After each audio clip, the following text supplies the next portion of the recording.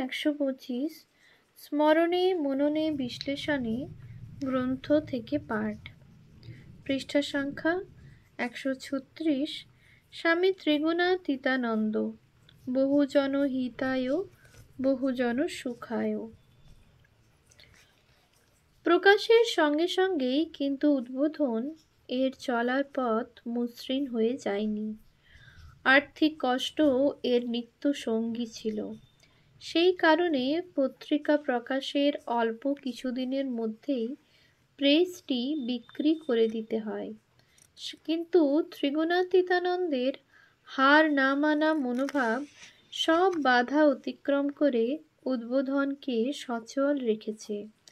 সেই ইতিহাসের বিবরণ দেওয়ার পরিসর এখানে নেই।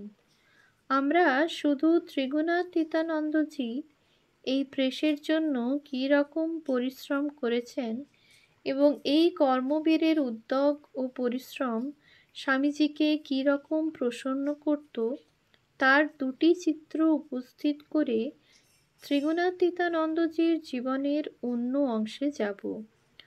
প্রত্যক্ষদর্শী কুমুদবন্ধু সেনের বর্ণনা। আজ মনে পড়ে উদ্বোধনের সর্বপ্রথম সম্পাদক ও প্রতিষ্ঠাতা পূজ্যপাদ স্বামী ত্রিগুণাতীতানন্দের কথা। তাহাকে প্রতিষ্ঠাতা বলিলাম কারণ স্বামী বিবেকানন্দের আদেশে, উপদেশে এবং সহায়তায় তিনি কঠোর পরিশ্রম সহকারে উদ্বোধন প্রেস এবং উদ্বোধন পত্রিকার সম্পাদনার গুরু দায়িত্বভার একাকী বহন করিয়াছিলেন। দেখিয়াছি শীত গ্রীষ্ম বর্ষায় কতদিন তিনি কখনো অনাহারে অর্ধাহারে প্রেস ও পত্রিকার কার্য দেখিতেছেন। শুধু পরিদর্শকভাবে দেখাশোনা নহে, আজ কম্পোজিটার অনুপস্থিত, তাহাকে নিজে সন্ধান করিয়া নূতন লোক সংগ্রহ করিতে হইতেছে। কাল প্রেসম্যান অসুস্থ, কোথায় প্রেসম্যান পাওয়া যায় তাহার সন্ধানে নানা স্থানে তিনি ঘুরিয়া বেড়াইতেছেন। কোথায় সস্তায় প্রেসের কোন উপকরণ পাওয়া যায় সেই তথ্য লইবার জন্য কখনো ছুটাছুটি করিতেছেন, আবার কখনো কখনো প্রেসের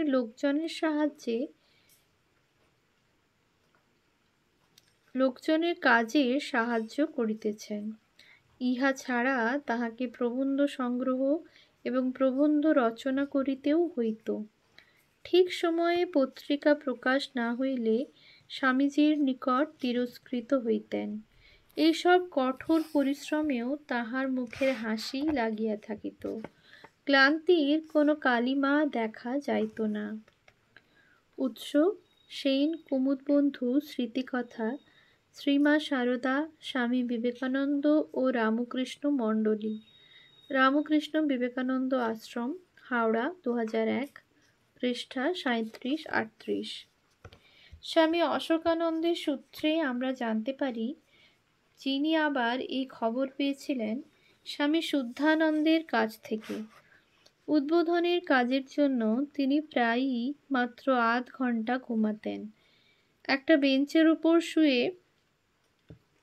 আধ ঘন্টা ঘুমাতেন, ঠিক আধ ঘন্টা পরে কোনো অ্যালার্ম ঘড়ি ছাড়াই জেগে উঠতেন, বাকি 23.5 ঘন্টা কাজ করতেন। আর একটি চিত্র, উদ্বোধন প্রকাশিত হওয়ার পর শিষ্য শরৎচন্দ্র চক্রবর্তী মঠে গিয়েছেন এবং উদ্বোধন বিষয়ে কথাবার্তা বলছেন। স্বামীজি বলছেন, এই পত্রের ভাব ভাষা সব নূতন ছাঁচে গড়তে হবে। ঠাকুরের ভাব তো এই পত্রিকার মাধ্যমে সব্বাইকে দিতে হবেই, অধিকন্তু বাংলা ভাষায় নূতন ওজস্বিতা আনতে হবে। শরৎচন্দ্র চক্রবর্তী বললেন, মহাশয়, স্বামী ত্রিগুণাতীত এই পত্রের জন্য যেরূপ পরিশ্রম করিতেছেন তাহা অন্যের পক্ষে অসম্ভব। একথা শুনে স্বামীজি সহর্ষে বলতে থাকেন, তুই বুঝি মনে করছিস ঠাকুরের এইসব সন্ন্যাসী সন্তানেরা কেবল গাছতলায় ধুনি জ্বালিয়ে বসে থাকতে জন্মেছে? ইহাদের যে যখন কার্যক্ষেত্রে অবতীর্ণ হবে তখন তার উদ্যম দেখে লোকে অবাক হবে। এদের কাছে কাজ কি করে করতে হয় তা শেখ।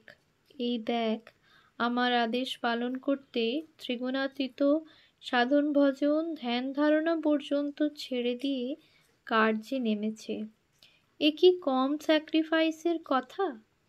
আমার প্রতি কতটা ভালোবাসা থেকে এই কর্মপ্রবৃত্তি এসেছে বল দেখি।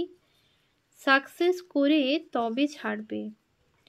উৎস চক্রবর্তী শরৎচন্দ্র, স্বামী শিষ্য সংবাদ, ষষ্ঠ সংস্করণ, উদ্বোধন কার্যালয়, কলকাতা, পৃষ্ঠা 122-123। 1902 সালের সেপ্টেম্বর মাস পর্যন্ত ত্রিগুণাতীতানন্দজি উদ্বোধনের সম্পাদক ছিলেন। শুধু উদ্বোধন পত্রিকাই নয়, রাজযোগ, শ্রী শ্রী রামকৃষ্ণ কথামৃত প্রথম খণ্ড প্রভৃতি রামকৃষ্ণ বিবেকানন্দ ভাবধারার কয়েকটি মূল বই তার তত্ত্বাবধানেই উদ্বোধন থেকে প্রথম প্রকাশিত হয় বা প্রকাশিত হতে শুরু হয়। রামকৃষ্ণ মঠ কর্তৃপক্ষের নির্দেশে 1902 সালের 27 সেপ্টেম্বর ত্রিগুণাতীতানন্দজি কলকাতা থেকে আমেরিকার উদ্দেশ্যে যাত্রা করেছিলেন। তার আগে রাত দিন খেটে উদ্বোধনের পরবর্তী কয়েকটি সংখ্যার কাজ সম্পন্ন করে গিয়েছিলেন, যাতে পত্রিকার নতুন সম্পাদকের কোনো অসুবিধা না হয়। উদ্বোধনের পরবর্তী সম্পাদক হয়েছিলেন স্বামী শুদ্ধানন্দ। ত্রিগুণাতীতানন্দজির জীবনের আর একটি দিক মায়ের সেবা। ঠাকুরের ইচ্ছায় ও নির্দেশে শ্রী শ্রী মায়ের কাছ থেকে তিনি মন্ত্র দীক্ষা পেয়েছিলেন। 1894-95 সালে মা যখন বেলুড়ে নীলাম্বর বাবুর বাগানে ছিলেন, তখন স্বামী ত্রিগুণাতীতানন্দজি মায়ের সেবক হিসাবে তার কাছে থাকতেন। তার সেই সময়কার সেবা সম্পর্কে শ্রী শ্রী মা নিজ মুখে বলেছেন, এ বাড়িতে আমি যখন ছিলুম তখন সারদা আমার কাছে থাকত। সে করত কি জানো? ঠাকুরের ভাণ্ডার ঘরের পশ্চিম দিকে দেখিয়ে ওখানে একটা শিউলি গাছ আছে। রোজ সন্ধেবেলা একখানা চাদর কেচে শুকিয়ে রাখত। রাতে শুতে যাওয়ার সময় চাদরখানা ওই গাছতলায় বিছিয়ে রাখত। ভোরে উঠে ফুল তোলবার সময় চাদরখানা গুটিয়ে তার উপর যত ফুল পড়ত সব নিয়ে আমার পুজোর জন্য সাজিয়ে রাখত। শিউলি ফুল শেষ রাত্রিরে ঝরে কিনা, তাই পাছে নোংরা মাটিতে পড়ে অশুদ্ধ হয়, সেজন্যে ওরকম পড়ত। কি নিষ্ঠা দেখলে! উৎস মিত্র আশুতোষ, শ্রীমা, আনন্দ পাবলিশার্স প্রাইভেট লিমিটেড, কলকাতা, 2011, পৃষ্ঠা 4।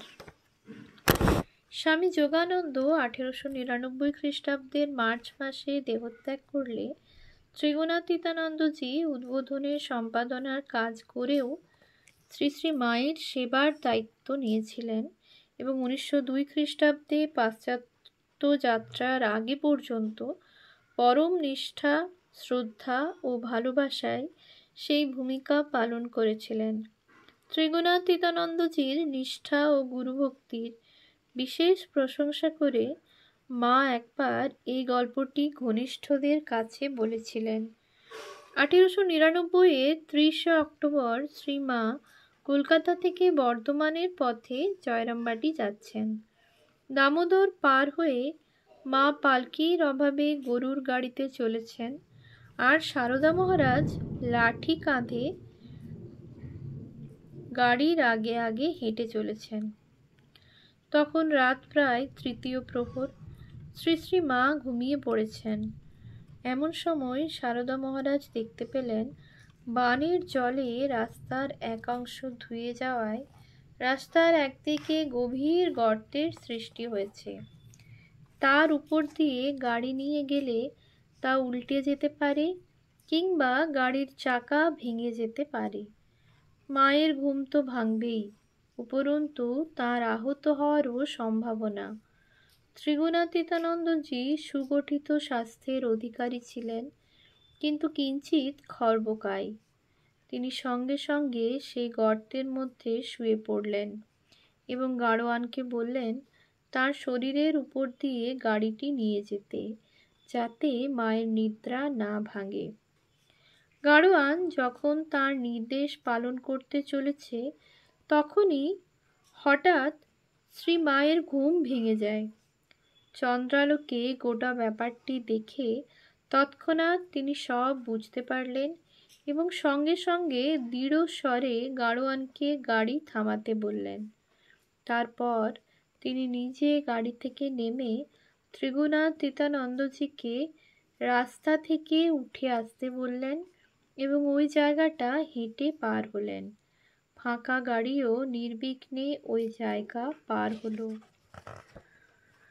উৎস: মিত্র আশুতোষ, শ্রীমা, আনন্দ পাবলিশার্স, কলকাতা, 2011, পৃষ্ঠা 15।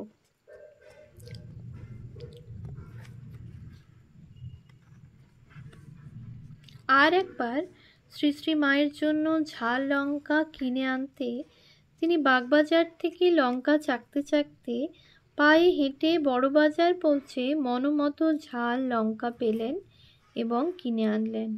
ততক্ষণে তাঁর জিভ ফুলে ঢোল। এমনই তাঁর গুরুভক্তি। এছাড়াও কলকাতা ও জয়রামবাটিতে তিনি অন্য বহুভাবে শ্রী শ্রী মায়ের সেবা করিয়াছেন, একথা লিখেছেন স্বামী গম্ভীরানন্দজি। উৎস: গম্ভীরানন্দ স্বামী, শ্রী রামকৃষ্ণ ভক্তমালিকা, পৃষ্ঠা 353-54। কুমুদবন্ধু সেনের স্মৃতিকথা থেকে জানা যায়, তিনি চণ্ডীর অনুসরণে শ্রী শ্রী মায়ের সম্পর্কে সংস্কৃতে দীর্ঘ একটি স্তোত্র রচনা করেছিলেন। স্তোত্রের একটি প্রতিলিপি কুমুদবন্ধু সেনকে দিয়ে তিনি তাঁকে বলেছিলেন প্রতিদিন সেটি পাঠ করতে। হয়তো তিনি নিজেও তা করতেন।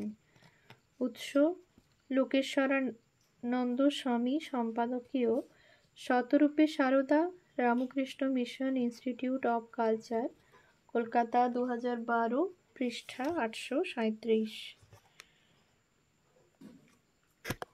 জীবনের শেষ 12 বছর আমেরিকায় থাকাকালে প্রতি মাসে তিনি মাকে কিছু প্রণামী পাঠাতেন। চিঠিতে তিনি শ্রী শ্রী মাকে সম্বোধন করতেন মা ব্রহ্মময়ী বলে। উৎস: শতরূপে সারদা, পৃষ্ঠা 68-70। এই প্রসঙ্গে তার আর একটি বৈশিষ্ট্যের কথা উল্লেখ না করলে ত্রিগুণাতীতানন্দজি মানুষটিকে ঠিক বোঝা যাবে না। সেটি হলো তার বিস্ময়কর অতি ভোজন ক্ষমতা, যেটি তিনি যখন তখন নির্বিকারভাবে প্রয়োগ করতে পারতেন তার বালকসুলভ মুখাভিব্যক্তিটিকে অক্ষুণ্ণ রেখে। জয়রামবাটি থেকে ফেরার পথে একবার বৈদ্যবাটিতে একটি হোটেলে খেতে ঢুকেছিলেন। তিনি প্রথমেই হোটেল মালিককে বলে দিয়েছিলেন তিনি অন্যের চেয়ে একটু বেশি খান, কিন্তু তিনি যেন পরিবেশনে কার্পণ্য না করেন। তিনি সাধারণ হারের চেয়ে বেশি টাকা দিতে রাজি আছেন। ধর্মভীরু হোটেল মালিক সেই অনুযায়ী পরিবেশন করে যেতে লাগলেন। ত্রিগুণাতীতানন্দজিও খেয়ে চললেন। শেষে হোটেলের সব খাবার শেষ হয়ে গেল। বেচারা হোটেল মালিক তখন ভয়ে ভয়ে তাকে গিয়ে বললেন, বাবা, আপনি এখন প্রস্থান করুন, আমি আর আপনাকে খাওয়াতে পারছি না, আপনাকে কিছু দিতেও হবে না।